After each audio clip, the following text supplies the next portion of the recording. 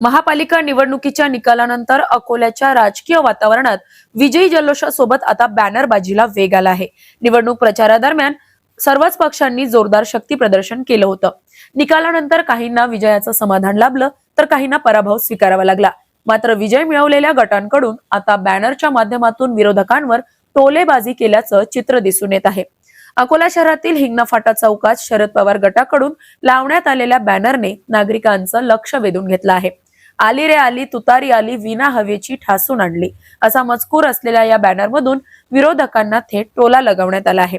निवडणुकीदरम्यान विविध आरोप प्रत्यारोप, प्रचारातील दावे आणि प्रतिदावे यानंतर आता निकालानंतरही राजकीय कटाक्ष थांबलेला नसल्याचं या बॅनरबाजीमधून स्पष्ट होत आहे। या बॅनरमुळे शहरात राजकीय चर्चांना पुन्हा एकदा उधाण आलं असून समर्थकांकडून याला विजयोत्सवाचा भाग मानलं जात आहे, तर काही नागरिकांकडून अशा टोलेबाजीमुळे राजकीय तणाव वाढू शकतो अशी प्रतिक्रिया व्यक्त केली जात आहे। निवडणूक संपल्यानंतर विकासाच्या मुद्द्यावर लक्ष केंद्रित व्हावं अशी अपेक्षा नागरिक व्यक्त करत असताना विजय जल्लोषातून सुरू झालेली ही बॅनरबाजी आगामी राजकीय हालचालींची नांदी ठरणार का याकडे सर्वांचं लक्ष लागलं आहे। अशाच महत्त्वपूर्ण बातम्यांच्या अपडेटसाठी अजिंक्य भारत न्यूजच्या पेजला फॉलो करा आणि सबस्क्राईब करा। Thank you for watching.